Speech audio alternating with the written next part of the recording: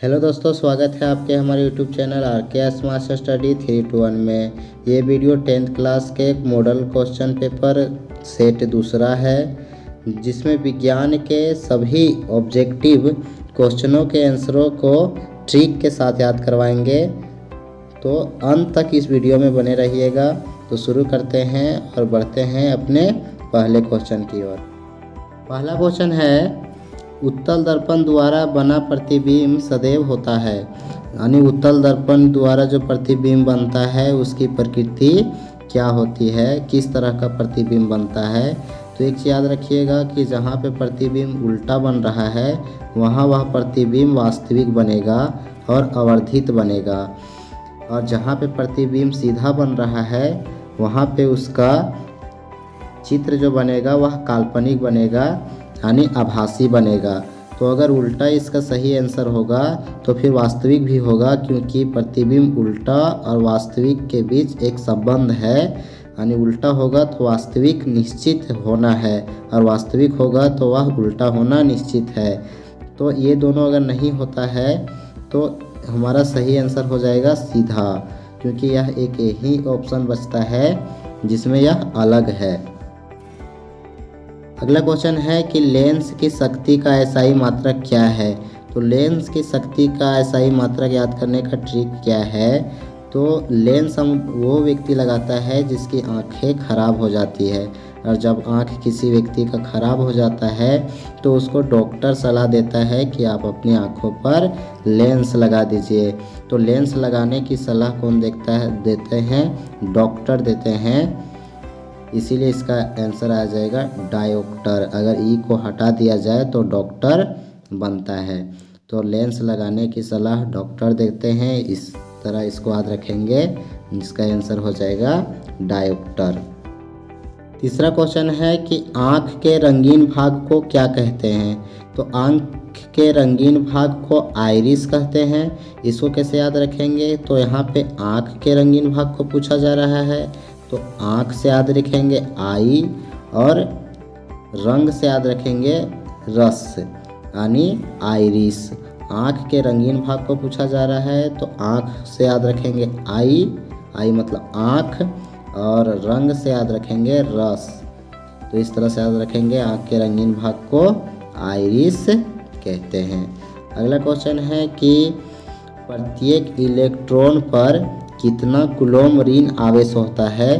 तो प्रत्येक इलेक्ट्रॉन पर 1.6 गुना 10⁻⁻⁻19 कूलॉम आवेशित होता है। पांचवा क्वेश्चन है कि ओम किसका मात्रक है।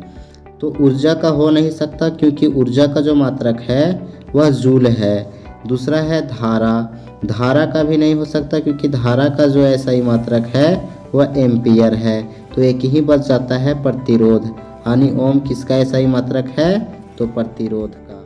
छठा क्वेश्चन है, शरीर में भोजन का पाचन किस प्रकार की अभिक्रिया है। तो हम जानते हैं कि जब हम भोजन करते हैं तो दांतों के द्वारा अपने भोजन को छोटे छोटे टुकड़ों में तोड़ देते हैं, और जैसे ही यह भोजन हमारे पाचन तंत्र से होते हुए गुजरता जाता है ये और छोटे छोटे टुकड़ों में टूटता चला जाता है, यानी अलग हो जाता है। तो किसी भी चीज़ को एक से अलग होना यानी टूटना वियोजन कहलाता है। यानी भोजन का पाचन किस प्रकार की अभिक्रिया हो जाएगा? तो वियोजन अभिक्रिया हो जाएगा। सातवां क्वेश्चन है, जल में घुलनशील क्षारक क्या है।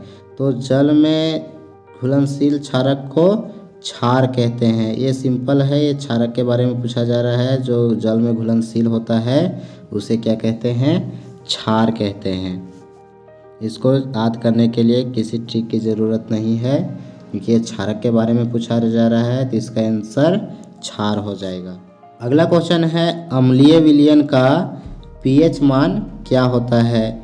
तो अम्लीय विलयन पीएच मान निकालने के लिए एक पीएच स्केल होता है, जिसमें 1 से 14 तक की अंक अंकित होता है, और 7 जो है उदासीनता को दिखाता है, और 7 से जब हम लोग इधर आते हैं, आगे की ओर आते हैं, 1 की तरफ आते हैं, तो यह अम्लीय होता है, और 7 से इधर आगे की तरफ जाते हैं तो यह हमारा क्षारीय होता है। तो अम्ल में आगे की तरफ आते हैं तो ये 7 से कैसे होता है, कम होता जाता है। तो इसका सही आंसर आ जाएगा 7 से कम होता है। 9वां क्वेश्चन है कि कौन सा धातु कमरे के ताप पर द्रव है। द्रव का अर्थ होता है लिक्विड यानी पानी की तरह। तो कौन सा धातु है जो कमरे के ताप पर पानी की तरह होता है। तो यहाँ पे लोहा ये तो हो नहीं सकता है, ये द्रव के रूप में नहीं होता है। तांबा ये भी नहीं होता है। तो बचा 2 ब्रोमीन और पारा। तो ब्रोमीन जो है वह अधातु है, जानते हैं हम लोग। तो एक ही धातु बन जाता है जो द्रव के रूप में कमरे के ताप पर होता है, वो है पारा। तो इसका राइट आंसर हो जाएगा पारा, क्योंकि ब्रोमीन भी द्रव के रूप में होता है लेकिन यह अधातु है। अगर प्रश्न इस तरह पूछे कि कौन सा अधातु है जो कमरे के ताप पर द्रव होता है तो वहाँ पे आंसर लगाएंगे ब्रोमीन। यानी ब्रोमीन और पारा 2 द्रव्य पदार्थ है जो एक धातु है और एक अधातु है। अगला क्वेश्चन है कि निम्नलिखित में से कौन असंतृप्त हाइड्रोकार्बन है। तो असंतृप्त हाइड्रोकार्बन निकालने का तरीका क्या है कि सूत्र को देखेंगे, एल्केन, एल्काइन और एल्केन का। तो सूत्र क्या है कि अगर CnH2n+2 पर अगर सूत्र है तो वह एल्केन यानी संतृप्त हाइड्रोकार्बन होगा। और वहीं अगर सूत्र CnH2n हो तो वह असंतृप्त हाइड्रोकार्बन होता है। और CnH2n-2 हो तो यह भी हाइड्रोकार्बन असंतृप्त होता है। यानी यह हाइड्रोकार्बन जो होता है वह संतृप्त होता है। इस सूत्र पर जितने भी हाइड्रोकार्बन बनते हैं वो संतृप्त होते हैं और ये दोनों सूत्र पर जितने भी हाइड्रोकार्बन बनेंगे वो असंतृप्त होंगे। तो यहाँ पे देख लेते हैं कि कौन सा हाइड्रोकार्बन असंतृप्त है। तो यहाँ पे देखते हैं CnH2n यानी n को 2 मान लेते हैं। तो यहाँ पे बैठाएंगे तो 2 दूना 4 हो जाएगा। यानी ये जो हाइड्रोकार्बन है वह इस सूत्र पर बनाया गया है, यानी यह असंतृप्त हो जाएगा। ये तीनों जो हाइड्रोकार्बन है वो इस सूत्र पर बनाया गया है। आप चाहें तो n का मान बैठाकर इस सूत्र पर हल कर सकते हैं, यह इसी सूत्र पर आएगा। अगला क्वेश्चन है जिसमें रिक्त स्थान को भरना है। तो क्वेश्चन है कि जो व्यक्ति दूर वस्तुओं को साफ नहीं देख सकता उसे किस लेंस की ज़रूरत होता है। तो उस व्यक्ति को अवतल लेंस की ज़रूरत होता है और नज़दीक देखने के लिए उत्तल लेंस की ज़रूरत होता है। तो यहाँ पे राइट आंसर हो जाएगा अवतल लेंस। अगला क्वेश्चन है कि चालक में बहने वाली धारा किसके समानुपाती होता है। ओम के नियम में याद किए हैं R बराबर V/I, यानी जो प्रतिरोध होता है वो विभवांतर और धारा के समानुपाती होता है। अगर I को इधर ले लिया जाए और R को इधर ला लिया जाए यानी हो जाएगा I बराबर V/R। तो ये धारा किसके अनुपाती हो जाएगा, तो विभवांतर और प्रतिरोध। तो यहाँ पे आंसर होगा चालक में बहने वाली धारा विभवांतर और प्रतिरोध का समानुपाती होता है।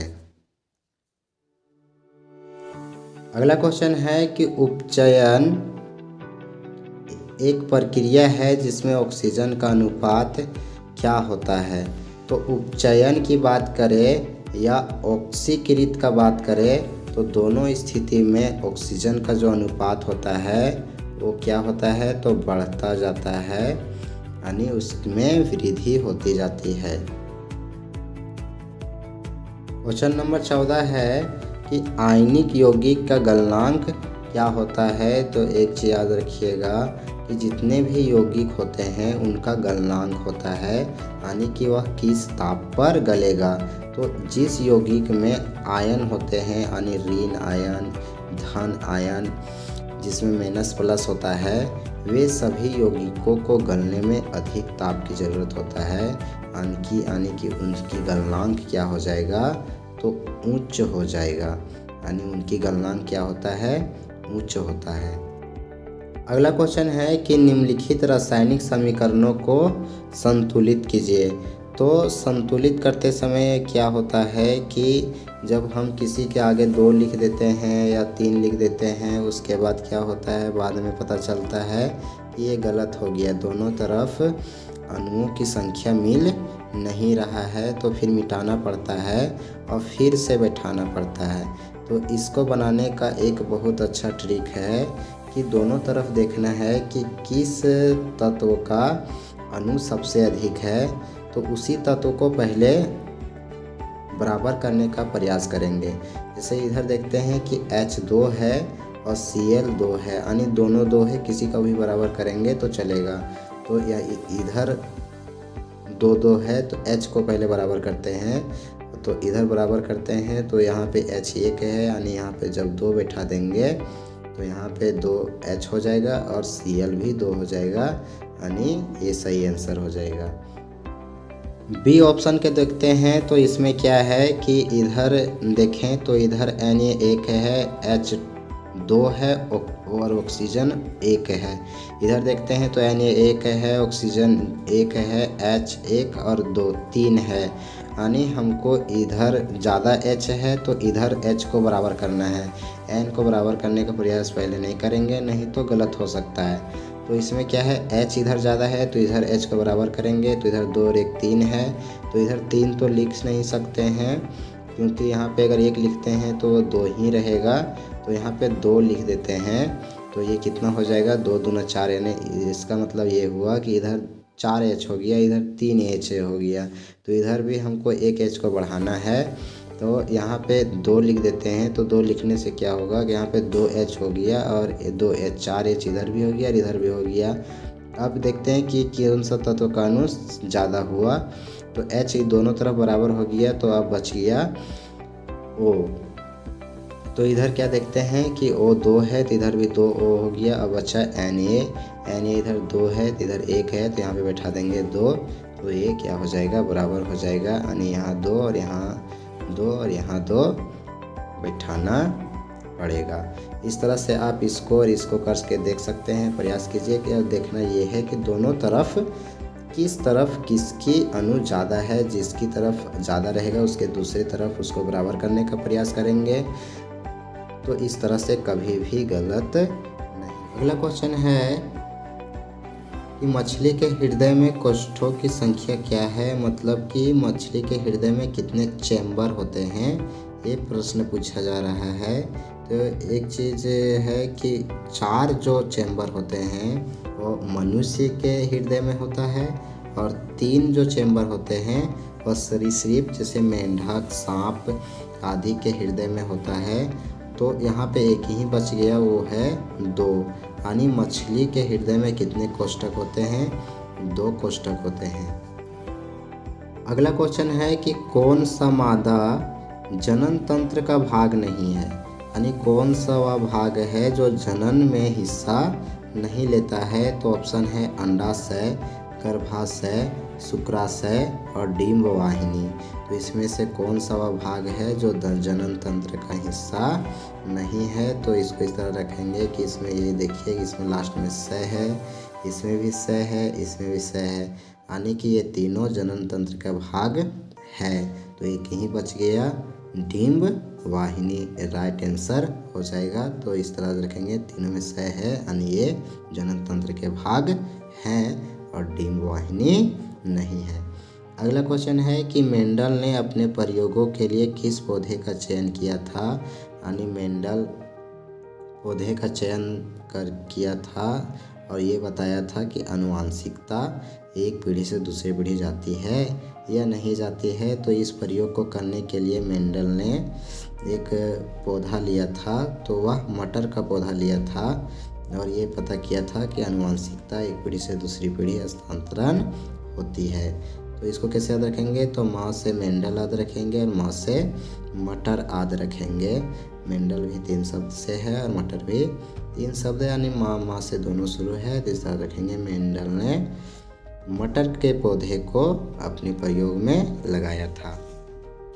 अगला क्वेश्चन है कि पृथ्वी पर ऊर्जा का प्रमुख स्रोत क्या है। तो पृथ्वी पर कोयला से भी ऊर्जा प्राप्त किया जाता है, लकड़ी से भी ऊर्जा प्राप्त करते हैं, सूर्य से भी ऊर्जा प्राप्त करते हैं और विद्युत से भी ऊर्जा प्राप्त करते हैं। लेकिन इन चारों में से सबसे बड़ा ऊर्जा कौन है जो पृथ्वी पर सबसे प्रमुख है, तो वह सूर्य ही है, क्योंकि सूर्य के जैसा ऊर्जा कोई अन्य साधन नहीं दे सकता है।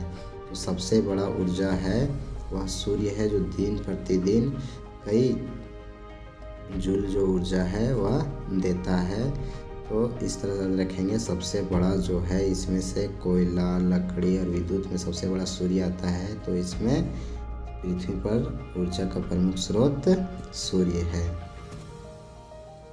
अगला क्वेश्चन है कि वैश्विक उष्णता के लिए कौन सा उत्तरदायी है। वैश्विक उष्णता का अर्थ होता है कि दिन प्रतिदिन पृथ्वी की गर्मी बढ़ती जा रही है। तो जो पृथ्वी पर गर्मी बढ़ रही है उसी को वैश्विक उष्णता कहते हैं। तो ये पृथ्वी पर गर्मी जो बढ़ रही है वह किसके कारण बढ़ रही है, तो ऑक्सीजन के कारण बढ़ रही है, कार्बन डाइऑक्साइड के कारण बढ़ रही है, NH3 के कारण बढ़ रही है, या N2 के कारण बढ़ रही है। तो किसके कारण यह गर्मी बढ़ रही है, तो यह एक ही उत्तरदायी कारक है, वो है CO2 यानी कार्बन डाइऑक्साइड, जो दिन प्रतिदिन गाड़ियों तथा तरह तरह के स्रोतों के जलने से उत्पन्न होता रहता है, जिसके कारण गर्मी बढ़ रही है। अगला क्वेश्चन है कि जल कार्बन डाइऑक्साइड प्रकाश संश्लेषण के लिए आवश्यक है। तो प्रकाश संश्लेषण के लिए जल और कार्बन डाइऑक्साइड के अतिरिक्त और किस चीज़ की ज़रूरत होता है, तो वह है क्लोरोफिल। क्लोरोफिल पौधे के पत्तियों में होता है, जिससे वह ऊर्जा प्राप्त करते, प्रकाश प्राप्त करते हैं और प्रकाश संश्लेषण करते हैं, अपने भोजन बनाते हैं। तो जल और कार्बन डाइऑक्साइड के अतिरिक्त क्लोरोफिल की ज़रूरत होता है प्रकाश संश्लेषण में। अगर आप चाहते हैं कि इसका पार्ट 2 भी बने, जिसमें 2 नंबर का और 3-4 नंबर का जितने भी क्वेश्चन हैं वो सारे ट्रिक के साथ बताया जाए, तो आप इस चैनल को सब्सक्राइब कर दें और बेल आइकन को ज़रूर दबाएं और ये वीडियो को अपने दोस्तों के साथ शेयर करें, ताकि अधिक से अधिक लोगों को इस वीडियो का लाभ मिले। तो पार्ट 2 के लिए तैयार रहिएगा, जल्दी ही पार्ट 2 अपलोड कर दिया जाएगा। तब तक के लिए धन्यवाद।